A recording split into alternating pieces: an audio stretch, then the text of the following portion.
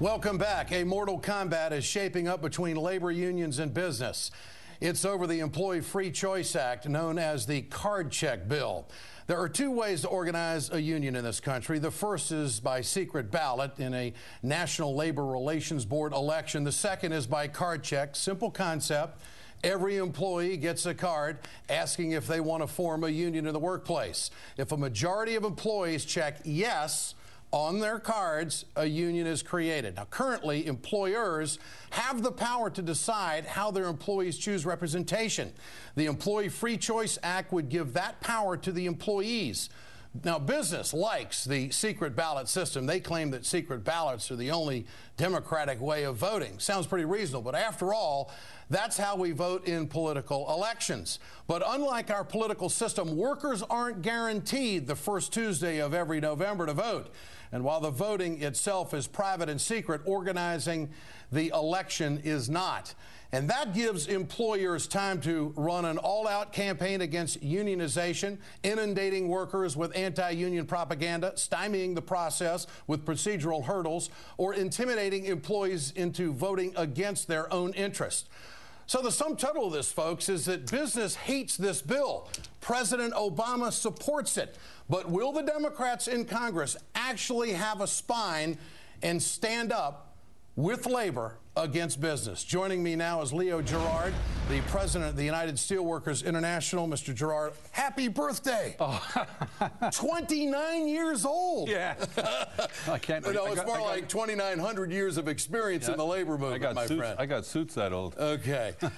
Let's start it right out. You got some adversaries in this. This is an ad right here. Let's play it. The U.S. Chamber of Commerce has taken out an ad today that is saying this is a bad deal. Meet Bill, a real union boss. Here's Bill assaulting a cameraman. Dude, I told you stuff. The unions are pressuring Congress to pass the card check bill. So union bosses, like Bill, can know how you vote in union elections. I'm a police officer. Denying you the right to a private vote. I'm going to take this camera and stick it somewhere where you don't want it. Tell Congress you don't want to meet Bill. Protect your private vote. Mr. Gerard, why not a secret ballot? Well, first of all, there's nothing secret about that secret ballot. The fact of the matter is that America is one of only a few countries in the world. There's 70 countries that have the opportunity for workers to choose a union through a card check. America is the only country of the major industrialized countries that's not true. And the reason I say that it's not necessarily a secret ballot is that we've had 29,000 people fired in the last 2 years just for saying they want to organize a union. Nothing secret about that when you fire the lead organizer so that everybody else in the plant gets afraid to speak out. How adamant are you that the Congress pass this? I think for us it's a matter of do or die. I think if this Democratic majority can't pass this, then we have to wonder how much we should work for the Democratic majority in the future. Well, that is an issue that is going to be coming up if they don't support you. Now, the manufacturing job losses in this country in the last 8 or 9 years are really staggering. What is the number? Do we have the number? Is it really 6 million jobs that have been lost? There are 6 million manufacturing jobs and maybe more. We were up to 5.5 million jobs last September, and we can't keep track of how many manufacturing jobs have been lost since September because almost 4.5 million other jobs have been lost. So if you heap that in, we might be above 6 million manufacturing jobs. And the reality is that that's come about as a result of these same guys that are running these ads. These are the guys that told us, let us deregulate the financial markets. These are the guys that told us we're going to have free trade and America will be better off. We're accumulating a $6 trillion trade debt. We got to pay that. To service that debt every year. So these same guys are running these campaigns of fear. All you got to do is watch that commercial. That commercial is meant to drive fear. It's dishonest. It's not accurate. And that's the way they run the campaign in the plant. Do you think that this will enhance union membership in this country? I mean, if you look at some of the numbers that are out there, you see that the majority of workers in this country certainly want to join. Would this knock that barrier down? I think it'll help that barrier. But what's more important to me, and I think what's more important to the average working person in this country, is it's going to give them a chance to get part of the American dream. It's going to give them a chance to have a negotiation about how they share in the productivity and the wealth they create in their workplace and the service they provide.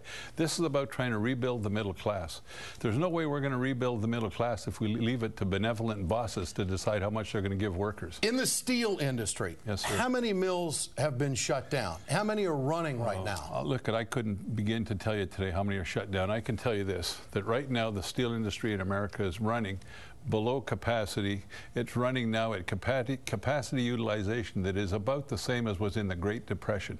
And that's because the whole of the manufacturing industry, from the automobile industry to the rail industry, is in a steep, steep decline because of the same guys that are running those ads. How big of a setback will it be for union efforts in this country if this law doesn't pass? I think it'll be a huge hurdle for us to continue to build the middle class. It'll be a huge hurdle for us to have a strong labor movement in this country. And I remind those people that are running those ads, you show me a strong industrial democracy that doesn't have a strong, growing, free labor movement. You can't find one. CEO pay has skyrocketed in this country as opposed to workers. Do you think that the public will be with you when they see the kind of numbers that are out there right now? I think that the public is very aware that one of the things that's leading to this huge, huge disparity between the rich and the rest of us is that there's no vehicle for workers to negotiate a fair share of the wealth they help produce, the service they help provide. And I think this is the right path, along with President Obama's economic renewal program, to lay the foundation for a stronger middle class as we go forward. Is the president with you on this? He's with us, and so is the vice president, and we hope all the Democrats and a lot of Republicans will be with us, because this is the way we rebuild the middle class. So if this doesn't pass, some might view him as not a strong president. I think this is something he said was a priority for him. I've always accepted him at his word. I'm going to stand by him, and I want him to stand by us. Mr. Gerard, always a pleasure. Thanks My pleasure. for joining us. Thank you. Next up on 1600, it's put up or shut up time for the Democrats. I'll tell you what the unions expect from the Obama administration, and they better deliver. And later, it's 126 days past the election, and Minnesota still has an open Senate seat. This is crazy. This is worse than ice fishing. You know how boring that is?